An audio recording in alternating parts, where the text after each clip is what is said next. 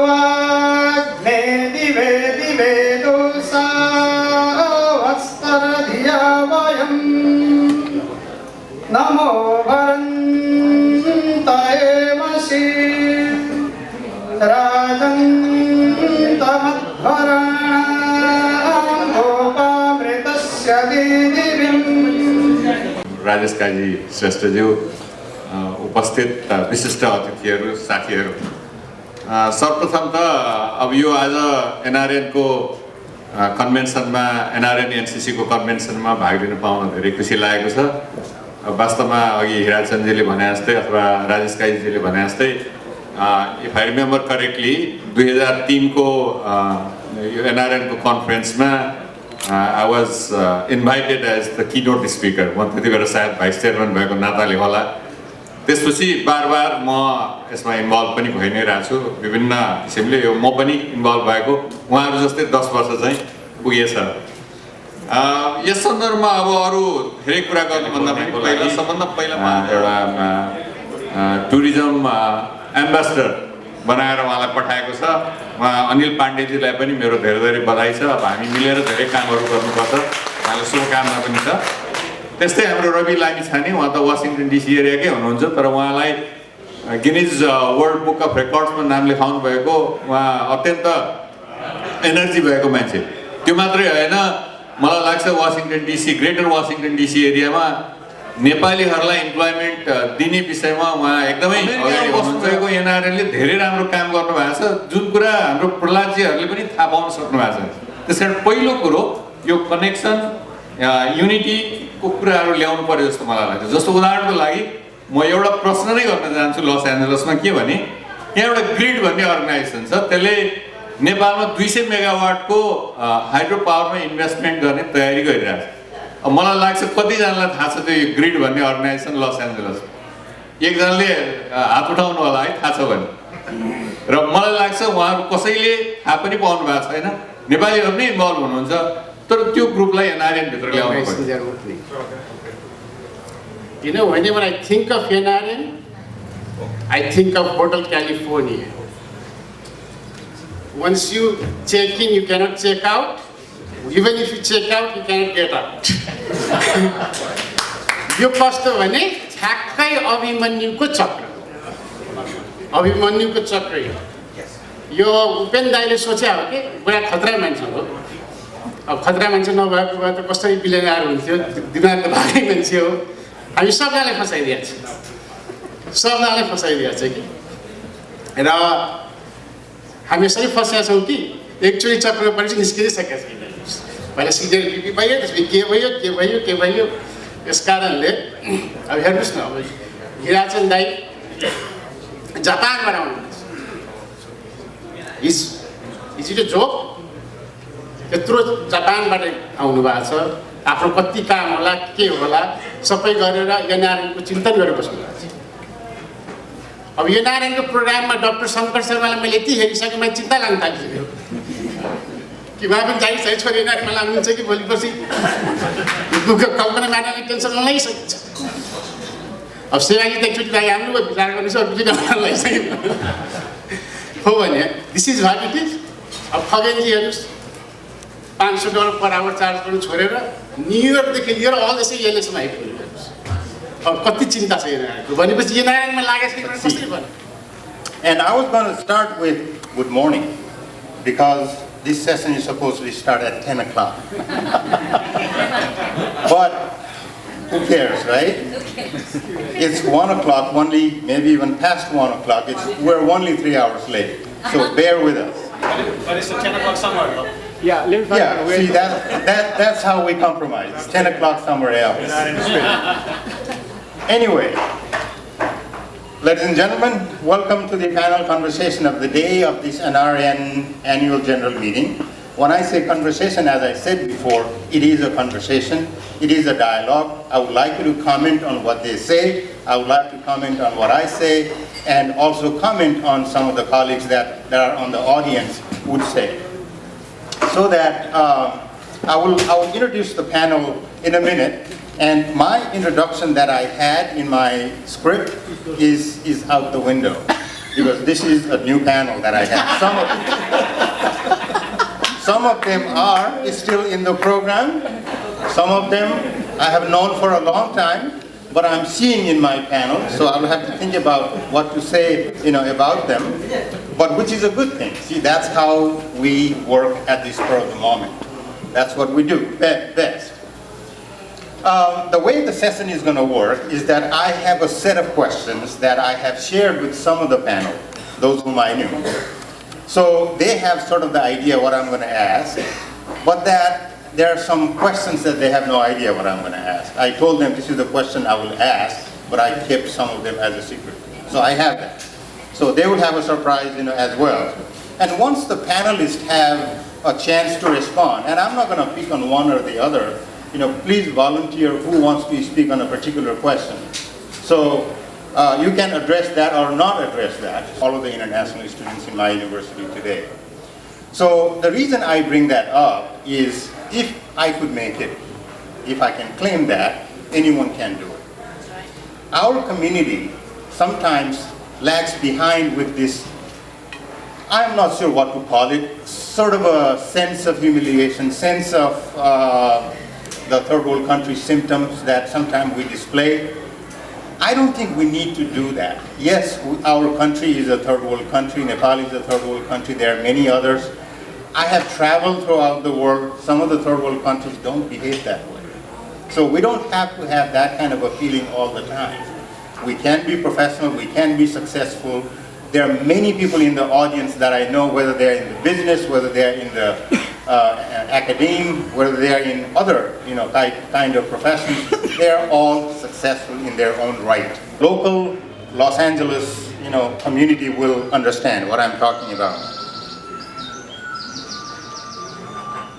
मैले दान नगरे कसले गर्ने, अहिले नगरे कहिले गर्ने, यहाँ नगरे कहाँ गर्ने was the three slogans. A community put it out for an event. That was Pasupatinath Foundation. A community that came together to build a community center, to build a community. With a slogan like that, who doesn't get moved? Everybody came together. For a week, we celebrated, we danced, we listened to the Quran, we talked about how to go about building a temple. The community brought a truly community spirit. And then, to bring everybody together, we're in all walks of life. Nepalis are a small community in terms of if you think of other communities in this United States. But we too have the diversity. We come from all different levels, all different ethnicity. Nepal is such a complex, in terms of diversity, language and all that. So we have different backgrounds. But the Pasupatinath Foundation then, after those three things they said, and they tried to put the community, they tried to unite the community by saying, Saknele धेरै दान गरौँ, नसक्नेले केही न केही त अवश्य गरौँ, और नसक्नेले आफ्नो सक्दो गरौँ, तर केही न केही त अवश्य गरौँ. That brought that group together. Connect, unite, and succeed. You were talking about a community. Yeah, you may be talking about your personal things, but the personals are not isolated. We're not Eldorados. We have to live in a community. So that's what it talks about. So I kind of saw that unity in this community as a result what we have been able to do here. So that's an example of a good community development project. We have Nepali communities all over the United States, and you live in different parts of the country. We have big community in DC, we have big community in Dallas. Certainly Boston would like to say they have the biggest community, they don't. But New York can claim the same thing. There are many places, many places. And being an academician, I know the largest concentration of Nepali students, Mr. Ambassador talked about Nepal being the 11th largest. The largest concentration of students is in Texas, Nepali students. But when I was the president of ANMA, we started one community development project. Pretty much same thing regarding building a cultural center in Chicago, because in Midwest we don't have any culture center. So for which we took a lead and opened a non-profit 501c3 organization, and via which we have started collecting donations and funds. We are also thinking about going a little bit hybrid model, meaning we're going to have certain fund from the donation, and then certain funds will come from the as an investment, and we will go ahead and invest in that. And later on, as the community center starts making money, they will buy back those shares. So ultimately, in a certain number of years, this cultural center will be completely self-sustainable, as well as nobody will be the owner. So, but initially, in order to bring fund and attract, we thought that. So a good concept has been put in place. Right. Okay, that's a good one. Yeah. In these things, in New Hampshire, we have maybe 100 houses in Nepalese people, but maybe. You mean 100 Nepali yeah, families? and we are collecting 100 like houses and $1,000 each house to build the community center. But recently, in the new developments came up, like a Boston group, GBNC, and they want to put the community house, New Hampshire plus New England. It's called New England. They try to put the Connecticut, Boston, New Hampshire, and try to put it that community house or Mandi temple in somewhere in the middle part of the geographical areas. But there is a big conflict. So who is taking responsibility? And New Hampshire, Connecticut, if you go New Hampshire side, they certainly doesn't benefit same like in the Connecticut side. If you go to Connecticut side, doesn't benefit the New Hampshire people. So there is the discussion, like a discussion going on continuously. Well, Shivaji, let me interrupt. When you say conflict, is it it's a conflict means where it's supposed to be right place to place that building. That's the thing. So it's a healthy conflict. Yeah, healthy, not a destructive. Yeah, it's constructive, healthy, looking to its benefit every Nepalese peoples. So that's why probably to work out. So you haven't decided where it is going to be, but it will be decided, and there will be decided soon. Good. But it will decided New Hampshire Nepalese people going to be on $1,000 each house. Okay. So it's gonna be maybe it's good money to raise. Great. Thank you. Okay, there. Raza? Yeah, in terms of Turn it It's on. not working. I don't know. Use the other one. So in terms of the community, I have, we too have very much like what Mukesh said, the 501c3, but prior to that, LLC model of community center that we have started, we called Himalayan Community Center. And I know there is one other effort going on in Colorado, in Denver area, they call in Nepali Gulf. So there are a lot of efforts going on. You guys in Los Angeles area, you had a good start. You had a different model, and you have been very successful. And I give you a lot of praise to that. What you have accomplished. But each community need to find their own model. Because not all community are the same. To share and slowly transfer that into 501c3 and make it like a total community owned. But enough of community center. What I want to talk about the community supported events that is happening, which is very, very important. First of all, we need to understand, as a first generation, I know there are some second generations, but as a community, we are still first generation Nepalese. Mostly we are first generation. And so as a first generation, our focus has been mostly around cultural programs and around like entertainment. And so that is how we have tried so far to unite our community, which is great. And it's a very understandable. You come, you live your motherland, and you come to a different country. You have that affinity and affiliations, and you want to continue that, and that's wonderful.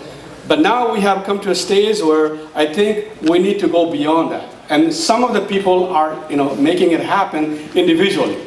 I noticed, first of all, I'm going to have to give you one example of my community, which is, like in Northern California, there's a good, a remarkable young lady, she has started a very regular free health care, service. She, brings doctors, she brings nurses, even psychologists. She brings all kind of people every 3-4 months and provides a free service to Nepali community. These people would have otherwise not, been able to, be seen by a doctor, and a lot of them have some serious problem, and they help them guide to get some services. If they need to have, like I say, some kind of medication, they help them how to get like a free medication and that sort of thing. And I think time has come for us, for our community, to look beyond, the cultural realm of who we are.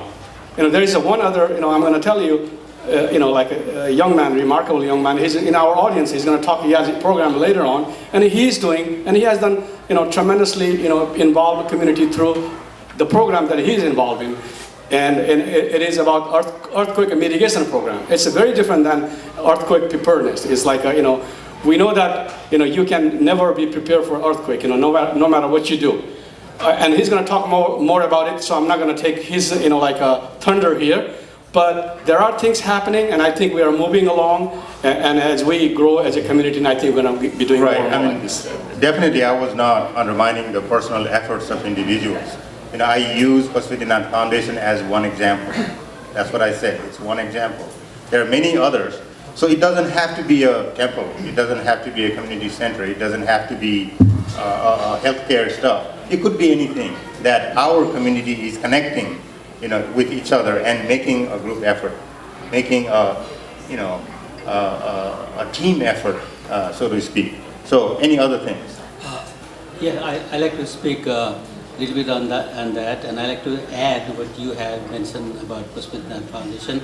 I was involved right from the beginning in this project.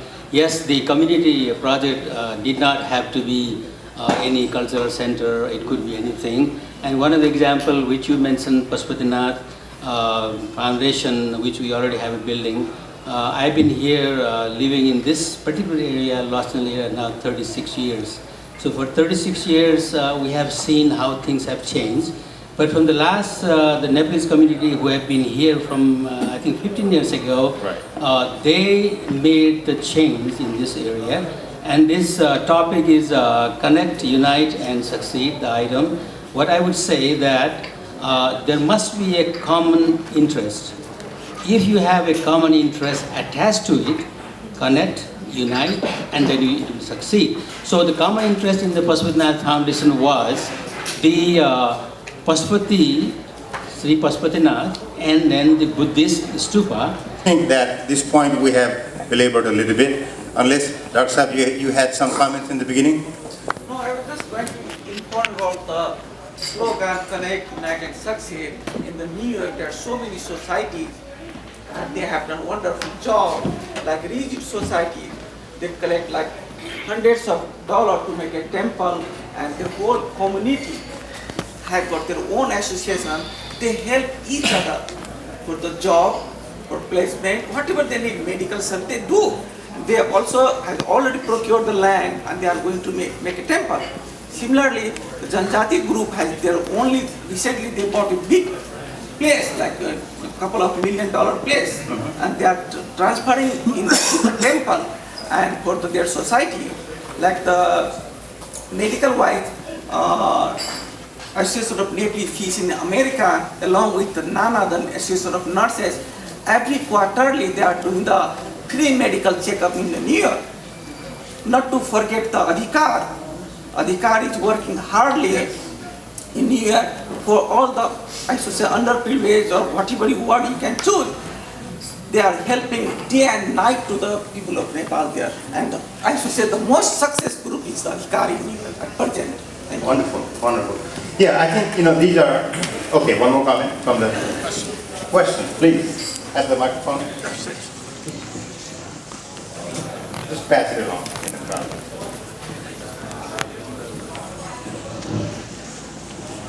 I had a question actually for Tom. My name is Suri Soja. I'm a second generation Nepali American.